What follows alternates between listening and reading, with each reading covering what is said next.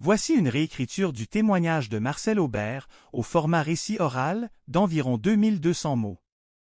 Le style est celui d'une histoire racontée à voix haute, avec une accroche qui capte l'oreille dès les premières secondes. Astérisque astérisque le secret de Marcel, 105 ans, récit d'un homme qui n'a plus rien à prouver astérisque astérisque écoutez-moi bien. Vous allez entendre 1 million de conseils sur la longévité. Des régimes, des respirations, des élixirs à la mode. Mais moi, je vais vous dire quelque chose que personne ne vous dira jamais dans une conférence bien rangée. Parce que les gens qui savent vraiment, ils ne font pas de conférences. Ils boivent leur café tiède, ils regardent un ray de soleil sur un faux parquet, et ils attendent la fin sans la regarder en face. Vous voulez mon secret? Asseyez-vous. Ça va prendre un moment. Je m'appelle Marcel Aubert. J'ai 105 ans. 105? Ce n'est pas une performance, ne vous méprenez pas. C'est juste une durée. Une durée que je n'ai pas cherchée, et que je n'ai pas fui non plus. On me pose la même question depuis 40 ans. Toujours la même. Comme si l'étendue d'une vie pouvait tenir dans une réponse de 30 secondes. Alors aujourd'hui, je vais vous répondre. Vraiment. Pas la version pour les journalistes. Pas celle pour les infirmières, histoire qu'elles me foutent la paix. La vérité. Celle que j'ai mis 80 ans à comprendre et 10 ans de plus à accepter. Mais avant, laissez-moi vous poser une question. Une seule. Est-ce que vous avez peur de vieillir? Je ne parle pas de mourir, c'est différent. Je parle de vieillir. De sentir le temps qui passe sans pouvoir le retenir. Si vous répondez oui, vous êtes exactement là où il faut pour m'écouter.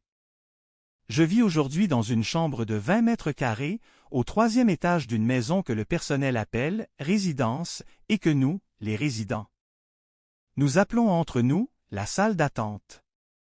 C'est un peu ça, je suppose. Sauf que moi, j'attends depuis si longtemps que j'ai arrêté de regarder l'heure. Ma chambre est à l'est.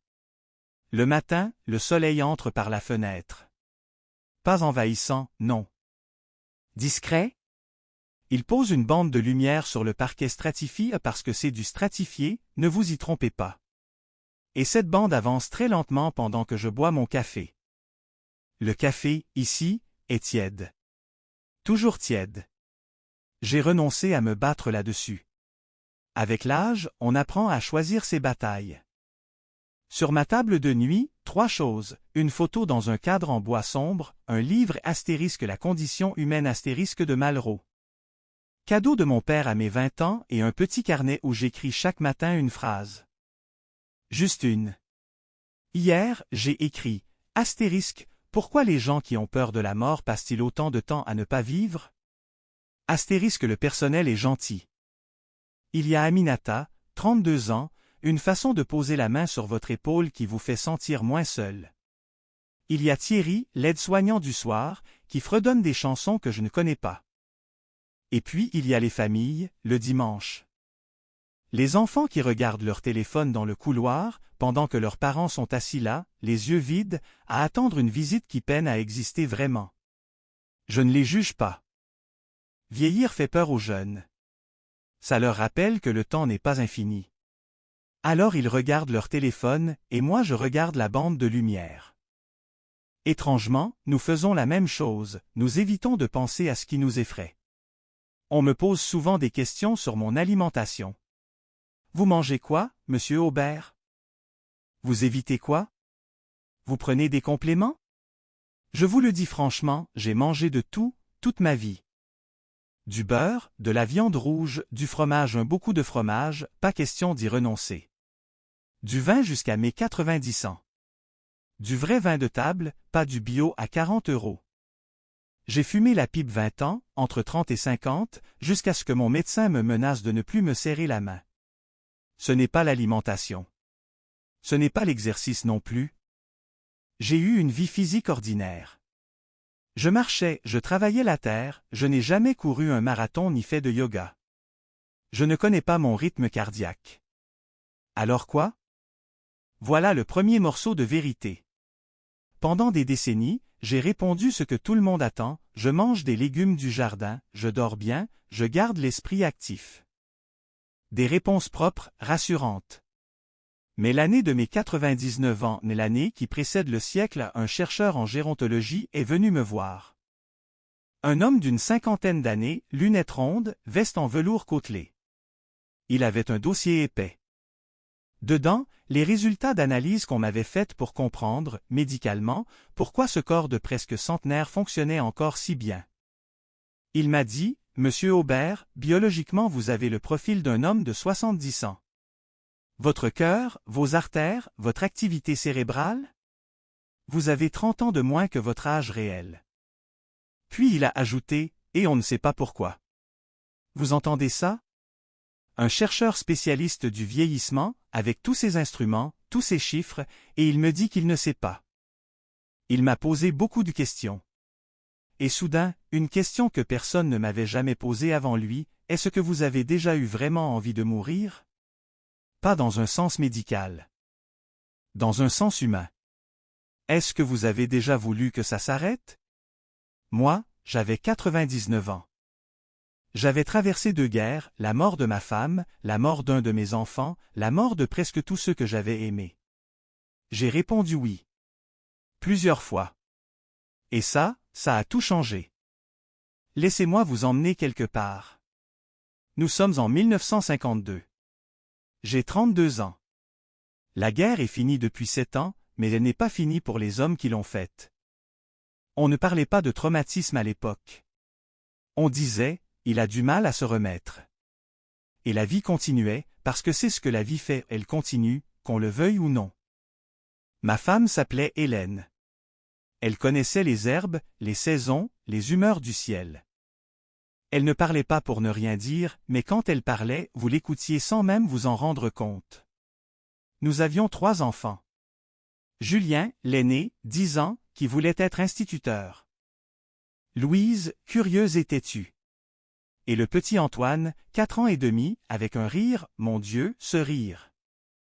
Un rire qui partait du ventre, vous secouait les épaules, vous donnait envie de raconter n'importe quelle bêtise juste pour l'entendre encore une fois. À l'été 1952, Antoine est tombé malade. Une méningite. En 5 jours, il est parti. 5 jours entre le moment où j'ai posé ma main sur son front brûlant et le moment où le médecin m'a dit qu'il n'y avait plus rien à faire. Mon fils n'a pas eu le temps d'apprendre à lire. Je ne vous raconte pas ça pour que vous ayez de la peine. Je l'ai fait, mon deuil. Si tant est qu'on fasse jamais vraiment le deuil d'un enfant. Je vous raconte ça parce que c'est après que la question s'est posée. Les mois qui ont suivi, j'ai fonctionné comme une mécanique.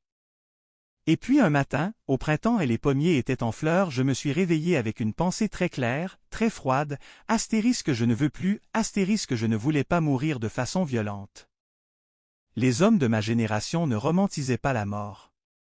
Je voulais juste m'arrêter, comme on arrête un moteur qu'on n'a plus la force de relancer. Cette pensée est restée 2 ans. Hélène savait. Elle lisait dans mon silence ce que je ne savais pas formuler. Un soir de juin 1954, juste après l'anniversaire du débarquement, elle a rempli nos 2 verres de vin après le dîner, les enfants couchés. Elle ne m'a pas dit, ça va aller. Elle ne m'a pas dit, pense aux enfants.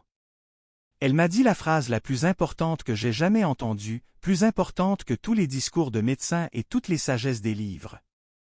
Elle m'a dit, tu as le droit d'être épuisé, mais tu n'es pas obligé de décider ce soir. 5 mots. Une permission. Moi qui n'avais pas pleuré depuis l'enterrement d'Antoine, parce que les hommes de ma génération ne pleuraient pas, ou alors tout seul dans les granges j'ai pleuré longtemps. Pas des larmes de douleur. Des larmes de relâchement. Celles qui viennent quand on a serré les dents trop fort, trop longtemps, et qu'on desserre enfin la mâchoire. Je n'ai pas décidé ce soir-là. Ni le lendemain. Mais le surlendemain, quelque chose en moi s'était imperceptiblement déplacé. Pas guéri, non. Déplacé. Comme un fardeau qu'on pose après des années, et soudain la route est la même, mais on marche différemment. Cette nuit-là, j'ai appris une chose que je n'ai su formuler clairement que 40 ans plus tard, la vie ne se mérite pas. Elle ne se gagne pas à coups de discipline. Elle se laisse traverser. On la laisse continuer, même quand on n'en voit plus le sens, même quand on voudrait poser les armes. Parce que ce soir, on n'est pas obligé de décider. Mon fils Julien est mort à 68 ans. Infarctus, brutal. Dans son bureau, en corrigeant des copies, il était devenu instituteur, comme il le voulait à 10 ans. Sa femme l'a trouvé là, la tête sur les feuilles des élèves. J'avais 96 ans. J'enterrais mon deuxième enfant. Cette fois, il n'y avait plus Hélène pour poser un verre de vin devant moi. Elle était partie 20 ans plus tôt, d'un cancer, doucement dans notre maison du Cantal, la fenêtre ouverte sur les montagnes. Après Julien, j'ai senti le même poids dans la poitrine. Mais quelque chose d'étrange s'est produit, j'ai eu peur. Pas de mourir de ne pas avoir fini.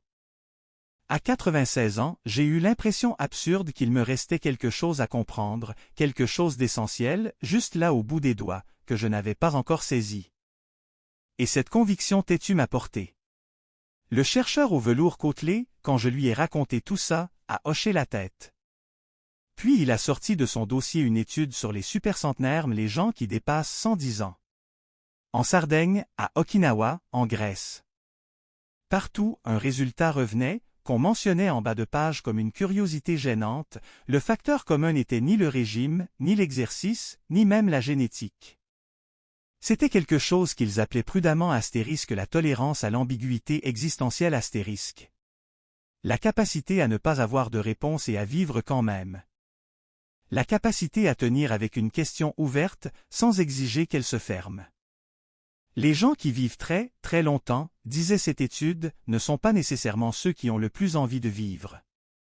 Ce sont ceux qui ont appris à ne pas décider ce soir. L'année de mes 102 ans, j'ai traversé une période que j'appelle un engourdissement. Pas une dépression, à 102 ans, on dit « fatigue profonde ». J'avais arrêté d'écrire dans mon carnet. Je ne regardais plus la bande de lumière.